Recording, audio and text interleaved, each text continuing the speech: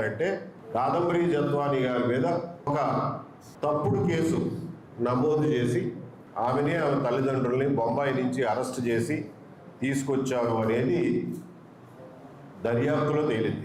ఏ దర్యాప్తు? 469 ఎఫ్ఐఆర్ దర్యాప్తులో తేలింది. నిజాలు అవే, ఫ్యాక్ట్స్ అవే, ఎలిగేషన్స్ అవే, కానీ నిజాలు ఏమిటన్నది దర్యాప్తులో తేలింది. ఆ తేలిన దర్యాప్తుని కోర్టులో సబ్మిట్ చేసినటువంటి వివిధ పత్రాల ద్వారా ఆంధ్రప్రదేశ్ పోలీసులు, సిఐడి పోలీసులే కోర్టులకు తెలియజేశారు.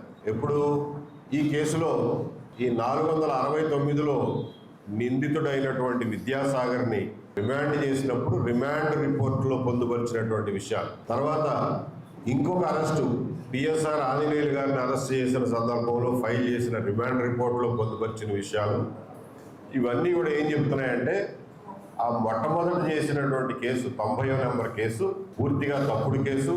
అందులో పెట్టినటువంటి పత్రాలు తప్పుడు పత్రాలు, ఫోర్జ్డ్ పత్రాలు, బ్యాక్ డేటెడ్ పత్రాలు, పాత తేదీలు వేసి తయారు చేసినటువంటి పత్రాలు అని ఈ రిమాండ్ రిపోర్ట్లు అన్నింటిలోనూ రాశారు. తర్వాత విద్యాసాగర్ గారు బెయిల్ పిటిషన్ వేశారు. అందులో కూడా పోలీసులు వాళ్ళ వెర్షన్ ఫైల్ చేశారు. అవన్నీ రికార్డులో ఉన్నాయి, కోర్టు రికార్డులో. తర్వాత విద్యాసాగర్ గారు నన్ను రిమాండ్ చేయడమే తప్పు అని చెప్పి హైకోర్టుకు వెళ్ళి ఛాలెంజ్ చేశారు. దాన్ని డిస్మిస్ చేశారు. అందులో కూడా చాలా ప్రతివాదాలు జరిగినాయి. అవన్నీ కూడా రికార్డులో, కోర్టు రికార్డులో ఉన్నాయి. ఆయన బెయిల్ పిటిషన్ అప్పట్లో క్యాన్సిల్ అయింది.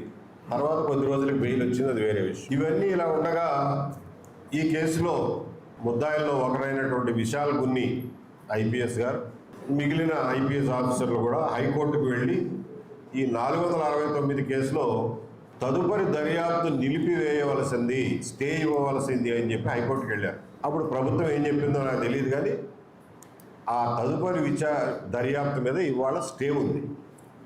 స్టే కూడా కొన్ని నెలలుగా కొనసాగుతుంది. ఆ స్టే ఎత్తివేయించడానికి ప్రభుత్వం ఎటువంటి చర్యలు తీసుకున్న దాఖలాలు లేవు. అంటే దాన్ని ఇక ఫర్దర్ దర్యాప్తు చేసే ఉద్దేశం ప్రభుత్వానికి ఉందో లేదో మనకు అర్థం కావడం. సరే, ఇది ఇలా ఉండగా సడన్గా మొట్టమొదటి పెట్టినటువంటి 90 ఎఫ్ఐఆర్ కేసులో కాదంబరి జత్వాని గారి మీద ఛార్జ్షీట్ ఫైల్ చేస్తూ ఈ మధ్యన సిఐడి వాళ్ళు ఒక డెసిషన్ తీసుకున్నారు. ఏమని పెట్టారయ్యా ఛార్జ్షీట్ సంతకం లేని ఛార్జ్షీటు సోషల్ మీడియాలో ముందు లీక్ చేశారు. దాని మీద బాగా సోషల్ మీడియాలోను, ఈవెన్ ప్రధాన మీడియాలో కూడా చాలా చర్చ నడిచింది. ఆ చర్చలో సడన్గా Kadambari Jethwani blackmailer, honey trap, డబ్బుల కోసం కుక్కల విద్యాసాగర్ను వేధించినటువంటి మహిళ అనేటటువంటి కథనాలు పుంఖాలుగా మెయిన్ స్ట్రీమ్ మీడియాలో వచ్చినాయి.